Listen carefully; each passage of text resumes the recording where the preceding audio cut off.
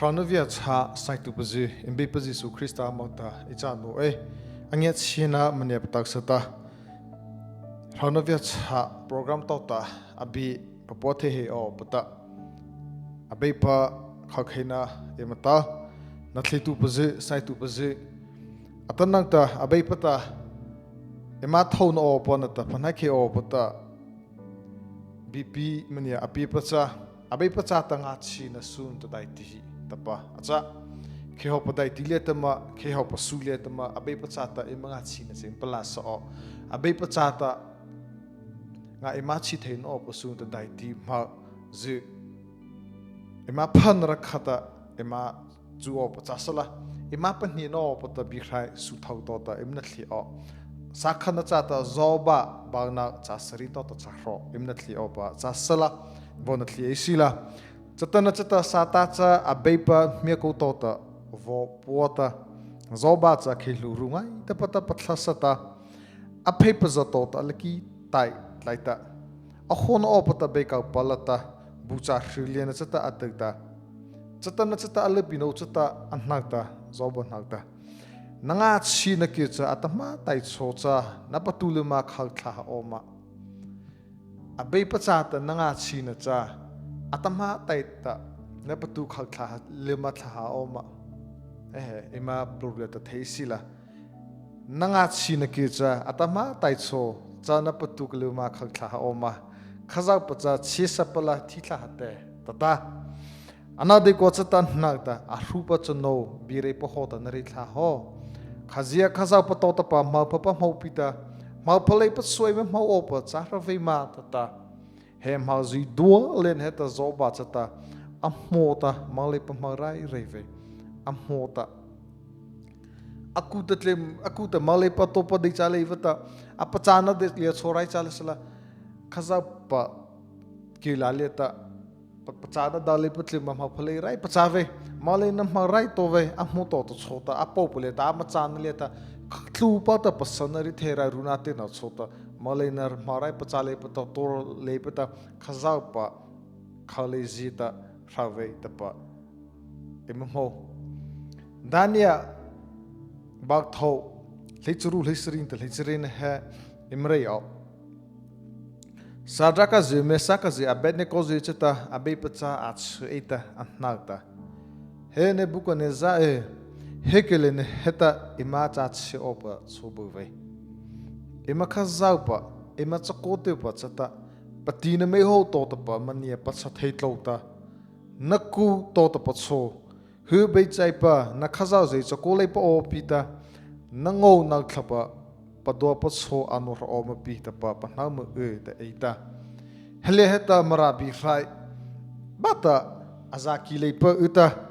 rei hapalaliata imzama wacha khecha azakita eitli khaltai pacho he marabi haile to elepeta anade kocha marabi hai he revise nga haipa athipa akipa ko po opa cha pawata re phako patha re halale ta ayupa cha pawata vo pala ha khapa eitli khaltai pacha he cha leichirina le ta cha mania pachalai pachota hu be chai pa na khaza pacha anole po opita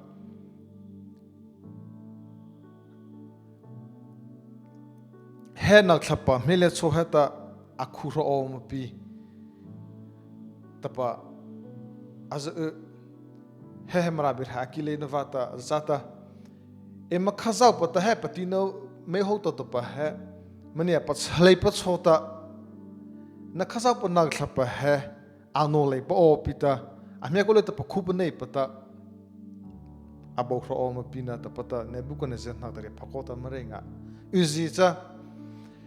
Thina kongtla leta ab una chokhata khaza patota patsanapa khaza pa upanapa amadole pasota ngachi kopta khaza pa chata thinga pata ploru ama phosali khaza pa khata birhaim panha chili chi cha pawata khaza pata meileta abo pachai ta pakcha panha chili amakala panha chili ve panha chili le pawata khaza patota patsanapa upanapa Meile ta khasa pata mania vo pachau ta pakha panha chili ve he me ho to ta meila ta thi opa ima ba o ta pacho pacha chili ve khazau pa cha ta thinga pa ta khazau pa otlima khazau pa thapalo no tlima apholan tlima amdolai pa chota khazau cha ta nga amachi ta pa kha chu sia ko vata im sa pa sia theya haba ku bak tho charong leisri ta lecharina im na hli to theku ko po ve sala krezo pa thei ve sala oli thau cho pa thei le pa ta lo ta ni pa po ve sala sado to ta pa sa zo pa le pa ta sa alia ta sa ve sala eli luma o abai pa le ta e pa sana khaza pa le na ta kha eli o happy he aro na ngai tana abai pa ta abi bin ha bi mo se amen tla chana che bo ma to sala abai pa e ma khaza pa hek hizoleta na sona zupi mene na no pa shileta pe mo ko pa cha nga chi na he acha na ma cha ta kheho pa suleta ma kheho pa dai ti suleta ma nga chi sila pha o ta pa he pa cha pha le pa ta pa na thai le pa lu pi su em e tha ka lu pi ta cha na ma cha ta nga chi pa em e cho ho pa zi cha ta he bi na bi ra mi thom vo re ha pa to tan ta im na ta khal ta pe mo pa zi na ma ta ke ma si pa li pa he ta na vo pholo o pa va di su christ amo ta lo na bi i cha la ke ma na ti chok kha na ta na thli tu pa zi cha ta mo to thai na pa nei sam e di su christ amo ti cha hia amen nga china em ta pa he ta abe pa ma molia na ta chi sa pa ma molia ta ta pa eplo rulia ta vo lai ta chi sa ta mane ama mo thai na su le ta nga chi pan ta mo thai le na rau le ta he mo kho ta mo thai pan ta mo kho ta mo thai le na vle he ta nga chi na ta nga chi le na he pa ko the chi sa ta mane ama mo pa mane ama sai tha ha pa pan ha khai tu pa zu ina le ta la nga chi ko pa ta ra he ma ra ru cha ve ana de ko la he mata he chi sa pa ma kho ta mane ama mo thai kho le na su le ta nga chi na he chi sa pa ta me pe mo cha dai ti le ta cha khaza pa ta mane mo thla ha tlo ta cha khaza pa ta nga chi na sha mane an ho na su a cha chai te ona na pa sang lo cha pita nge pa tu pa khrizi pa cha pita abe pa ma vata a ko te pa a fellowship te pa retain no pa ta china ngai te pa a chare pa khino pa china ngai te pa committee o pa ta on abe pa ma ta apong ho khite pa tla rai shena su le ta be pa ma ta be pa vat on na pa vat mo pa khite pa cha ho pa ta skona na pa be pa ta on na pa ma pho va ta vata amo pa khite pa nge pa tu pa ra le ta pra pa em cha cha ho va su ji le ta cha nya pa na on na pa na khaza pa vata mo pa khita pa khna su le ta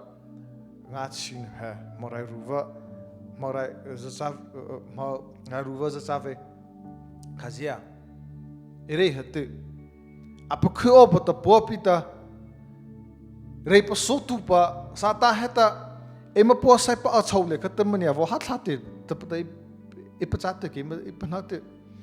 achena ala ta thalo ko ta va pa khela na be pa chavari thaila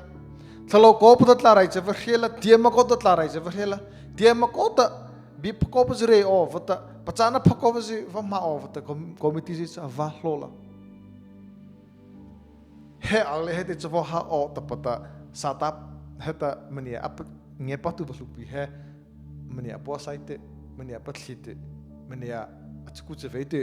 ta va kemle heta pachana va mo thainda he neite cha ada dalela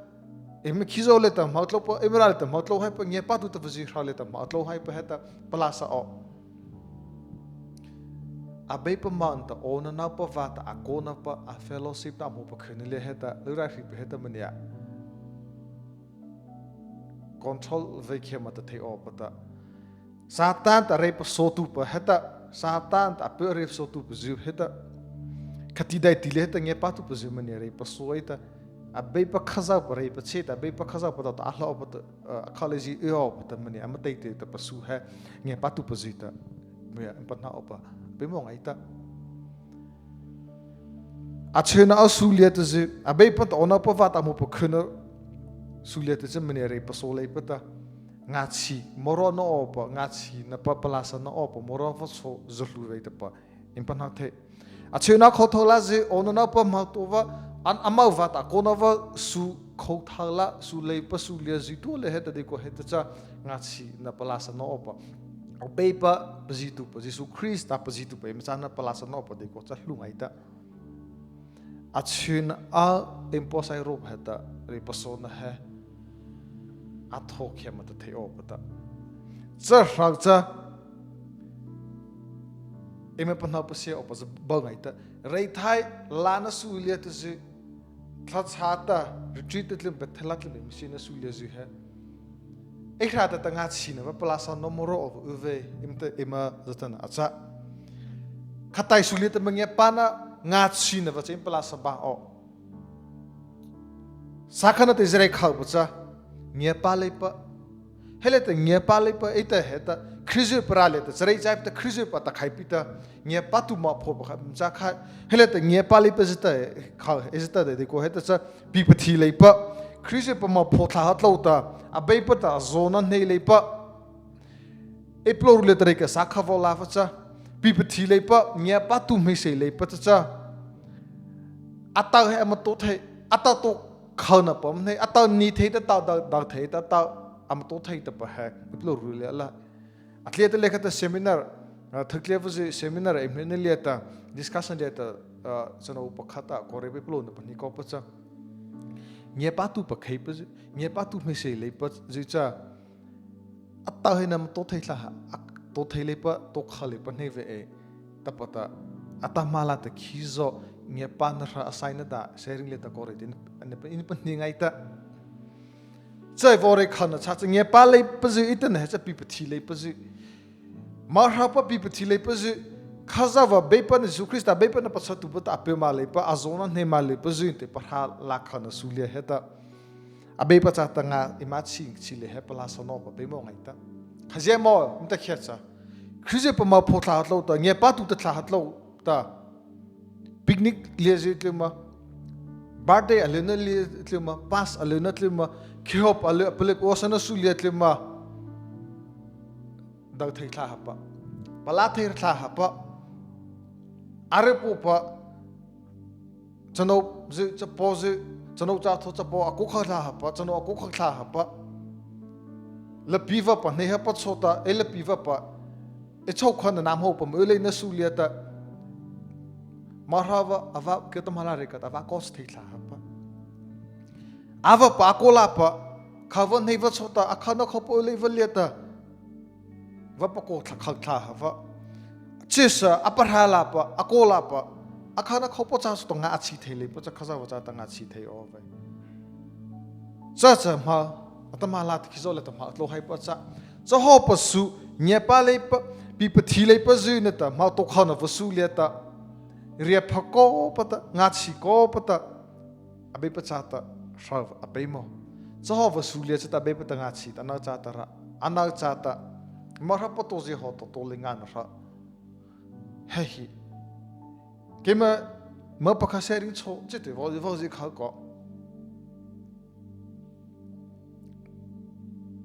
emra khiana ta achu va ta em office le ta company lai pa ji na ta ma ado da na le ta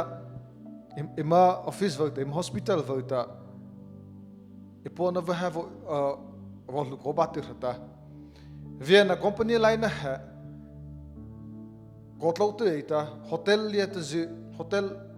azo lieta hotel pub village heta dinner ji apakuna vaji aza emneite eglupi azo lieta mo lepa samha prithepa berji cho bi lohore pavata da over ema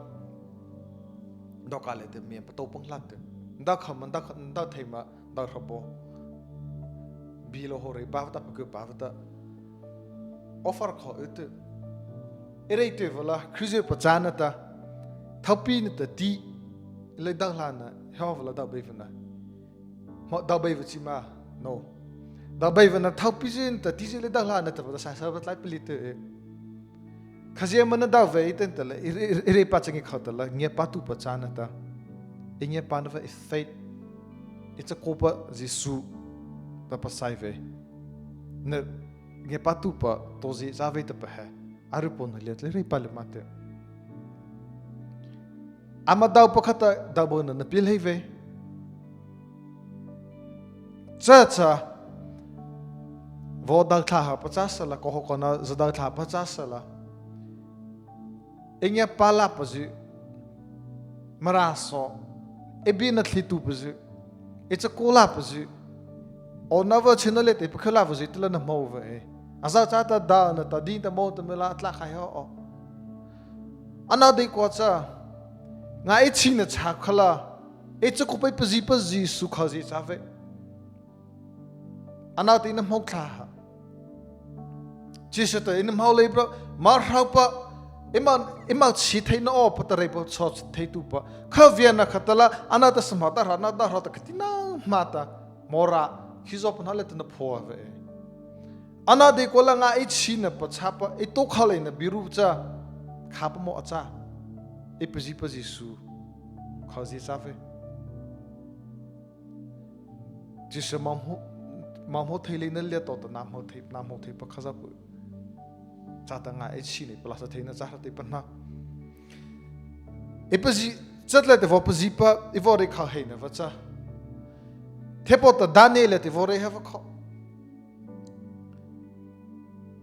sadaka ze abene ko ze mesaka ze kha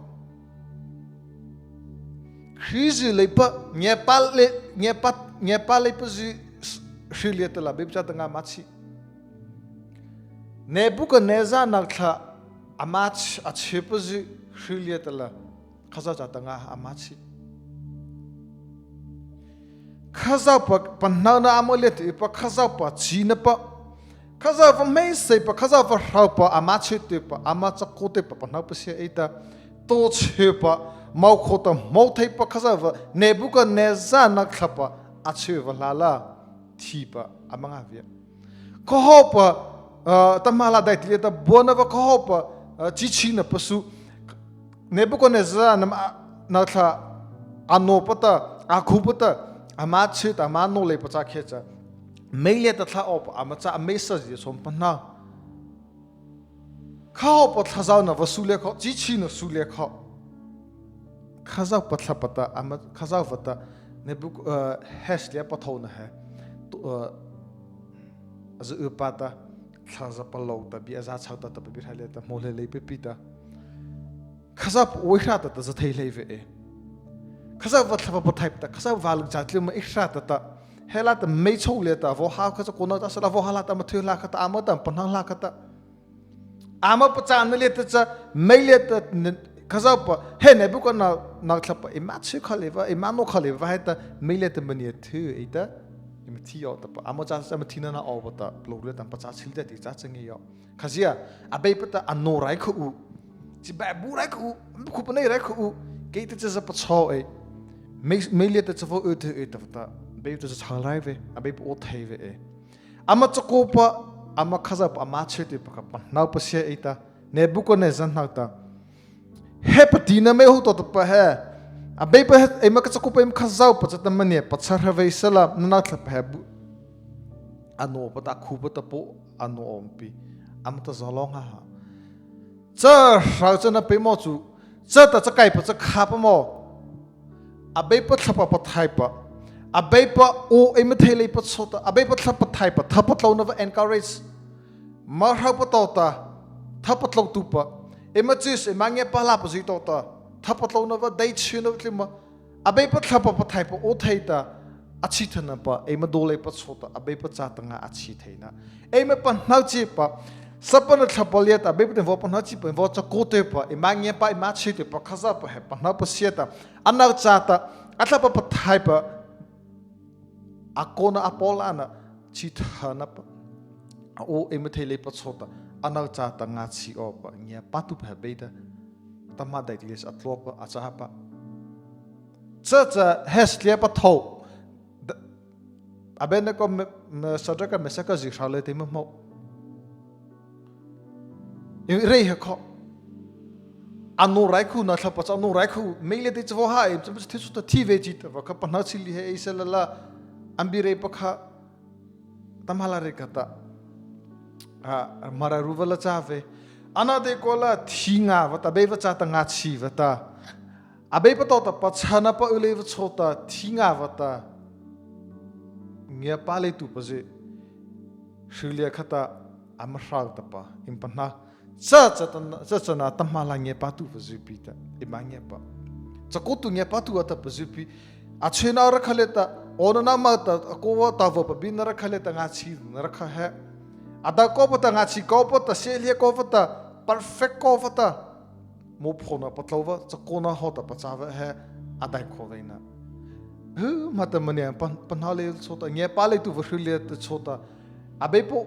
chichi na vasulia chota abepo om thele pa chota re pasona khule chota abepo thapa pathai pa kona pa thapa tlona mar ha to de chi tu pa mole pa chota abepo cha ta nga chi tha ha opa ene mu cha ta pa kha he slianas pa thau to ha ta panhal thai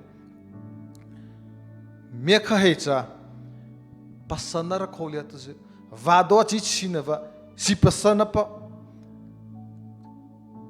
saudo na lezitlima nei na letlima tlapan nei na pa dai lezitlima pasana ra kholia ta me dai lezi he abe pa chata nga imachi ve be mo e chile na leta na patla opata irai ru na leta ino pa na leta thlachapita abe pa tota achi na pa emholei va chota thlachapita pasapuruvia thata thlachapita mrai ru na pa thlale le pata abe pa na da thlachapita abe pa tapita eminit lo na vazin ho tlapanghai viang kota abe pa tapita impasana vacha MTK ho ke mata vataita peruvian kopita abe pa tapita imra dona cha azogotlauta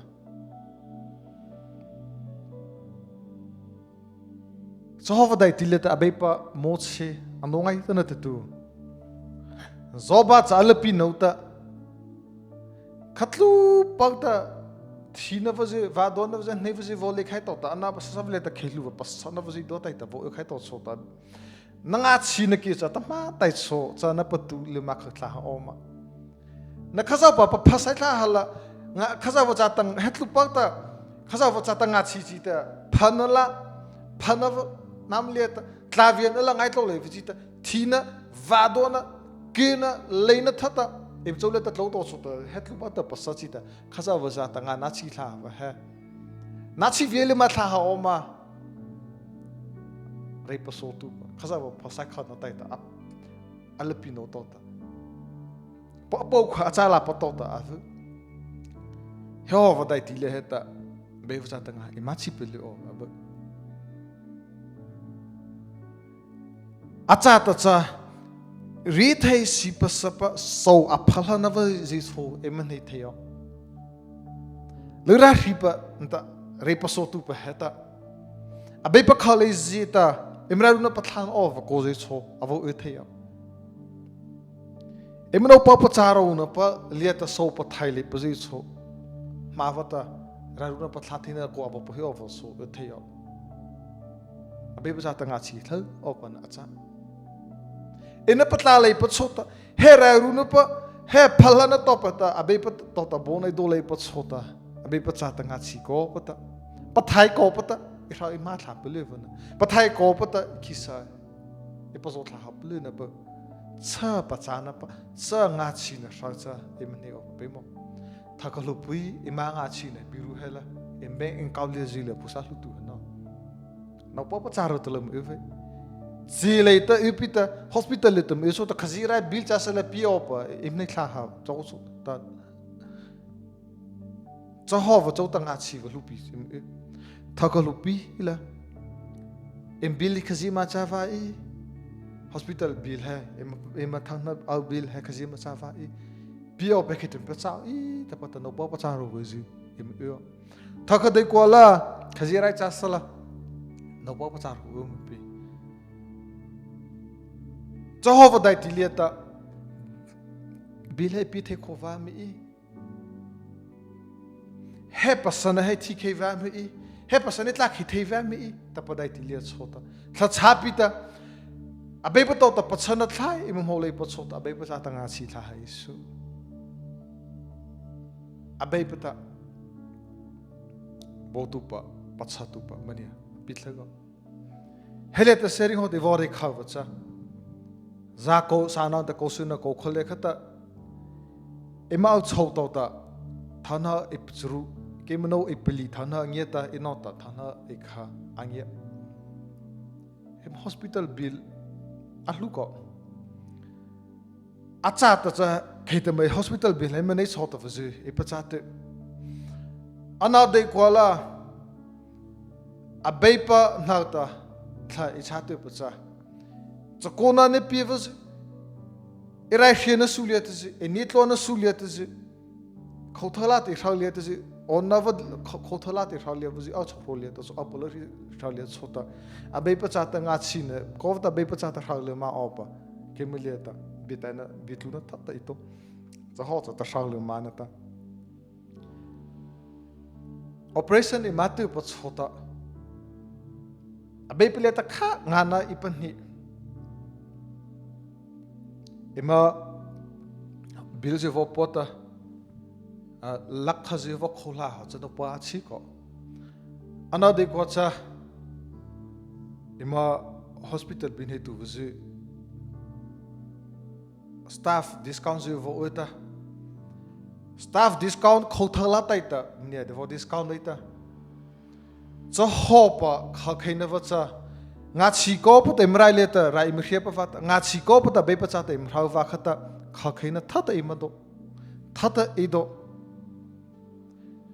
60% 70% taita discount pa daiti ivo tu la chamo cha sa khap mo in nei na kho be pa ta panauta e pi theina ji op kha be pa ta panauta ina ema minia discount thai tu pasi polo ru le ta bi reita Malta herkha pilatai bona mania matala so hopa cha ilupi ite chawa cha ta khaprai chai sila helale ta no pa cha ro pa ta udai ti le chota helale kha nga chile na ma pa ta no pa prai no pa tha o par drupon im do vozi kha ara sai nga isila be pa cha ta rai sila be pa cha ta nga chi tha isu abe pa cha ta nga chi ne he asai ta sa be ve ire ha kho mata mania mole na su emni tlo na su leta achuna kho thola leta emra khina su e ma chu na su leta emavo em na su le ma heta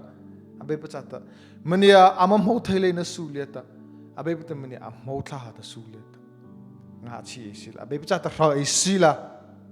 cha hekizo leta zobar kha leta ma tlo pa abe pa cha ta cha na tai ta abe pa to ma pa mo ta ma phale pa sum ho na ta tu pa sa kha nei sila thinga na tai ta kynga na tai le khai ngan tai ta pa le khai ngan tai ta be pa cha ta nga chi e sila anavat ana cha ta nga i ma chi na va cha hekizol heta sai ta pa cha sa be ve abe pa ta adai ta pa na che so ta adai abe pa ta arakha he rakha ta pa na ke ma ta im pa na ta he rakha ata tu pa nem ta ve he alove Just tlina da bepa tlina pachana alove. Zavata a bepa polorupa a bepa riro na pe panhata kale pa o pita.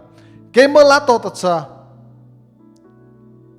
Katai sulia pata ma bepa inavo hade o tapakha. Gu khai nga tai ta leid khai ta zero khai nga na tai ta tla ra isila. Chelia sta bepa tota bona avot lo pacha kha achi ta athlo ngai ta Just pacha pandra khata he pachana ta pandra khata apana thair khata be peheta rai khia bit lo le khabata zawata be peta mania anho pacha zoba chokha nga chi ngai ta daniel ta vesa pathau je sokho nga ama chi ngai ta ama nga chi na thila pacha pachanam ho na su cha ben am do he na vas di cha impana khai re ko bo ve zawata ta rari atole pe sila Just the hair cat, the paper that I see had hair cat it to hair capasato hanata, a paper pasabao, hair cat. Imsoleta